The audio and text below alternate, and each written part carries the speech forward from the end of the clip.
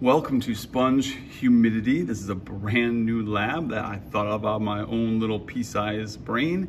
So hopefully this goes really well and kind of helps illustrate the point of relative humidity. So what we're going to be looking for is this sponge and how much water it can hold. So it says in step one to wring it out the very best you can. So off screen here, I'm wringing out my sponge really well. All right, now it's wrung out, right? It should be mostly empty. Then what we're gonna do is by adding one spoonful at a time, we're gonna see how much water this sponge can hold. That was one. There's two, and I'm gonna keep slowly adding this until I can see that water's coming out from around the edges. There's three. 4. So far, holding 4, no problem. 5. 6. Because when I start seeing water come up around the edges, that means it can't hold water anymore. 7. 8. 9. It's pretty exciting. 10, 11, 12, still no signs of any water coming out. 13, 14, 15, oh, at 15, I saw water run out the bottom there. Right, at 15. I'm gonna try 16 just to make sure that's what I saw. Yep, sure enough. So at 15, that's all it could hold, right? So I'm gonna go into my chart here, and I only thought it would hold 14, so I'm gonna have to add a column that says 15.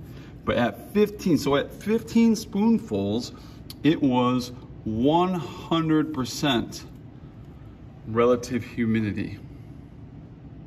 Does that make sense?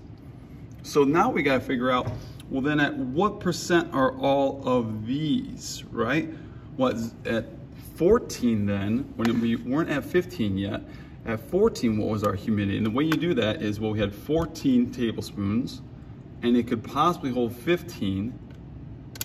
So at 14, it was 93% humidity. So to get this, all you're gonna do is take how many tablespoons there were divided by how much it could hold maximum at the current temperature, right? So I'll do one more for you and then I'll have you do the rest of the chart by yourself.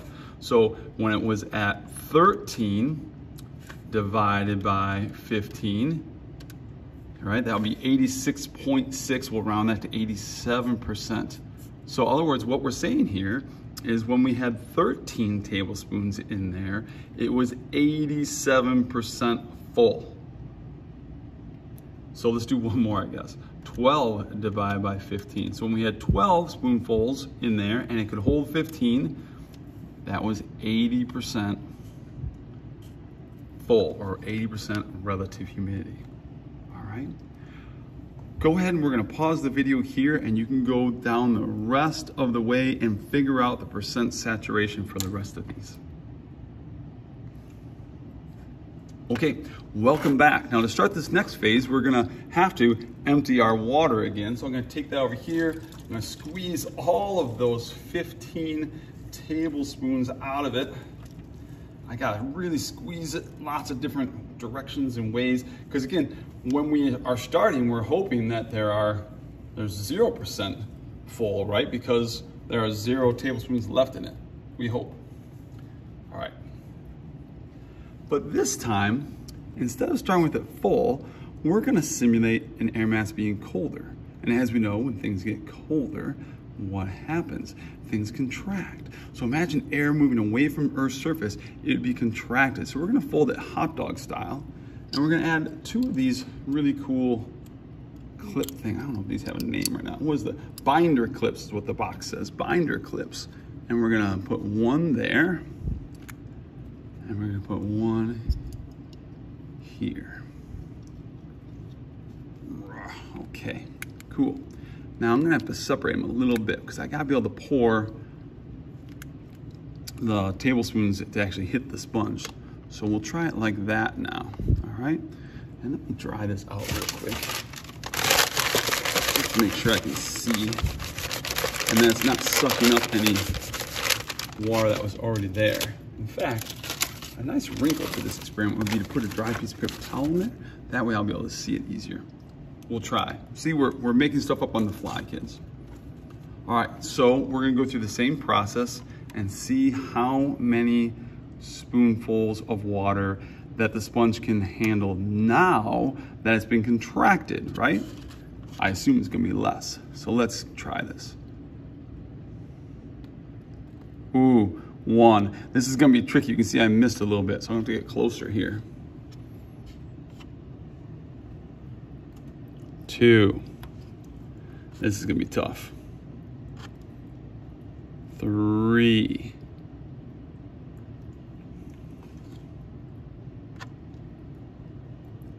4. Still holding, I think. 5. Uh-oh, that might be it. It might just be 5. Let's see. Yeah, it's bleeding through. Yep, it's bleeding through. So we're gonna go with 5. So is it only able to hold 5 when it was pinched up like this? So we're gonna go 5 on our chart now is our new 100% relative humidity. And then we'll work our way backwards here. Okay, how are we gonna do that? Well, then at 4 tablespoons, right? We had 4 tablespoons and at 100% was 5, so we'll put 5. That was 80%. Right? 3 tablespoons, the math should be really easy, divided by 5, maximum is 60%. And I hope I'm being clear how we're doing this, right? We're saying like for this next one, when it was at 2 tablespoons, how full was it compared to how much it could hold at its maximum? Well, if it can hold 5 at its maximum and it was holding 2 at this time, right? You simply go 2 divided by the maximum, which was 5. At that point, it was 40% relative humidity. Because we remember the formula for relative humidity is how much water there is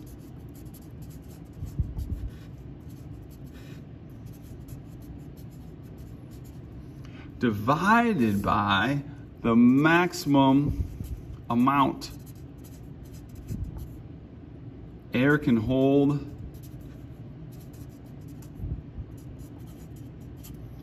at that temperature. So obviously what we're trying to show here is that when air is fully expanded, it can hold a lot more water, right? And when it's contracted, it can hold a lot less water, right? To give you an example, if we take 5 tablespoons and it can hold 15 maximum, 5 divided by 15,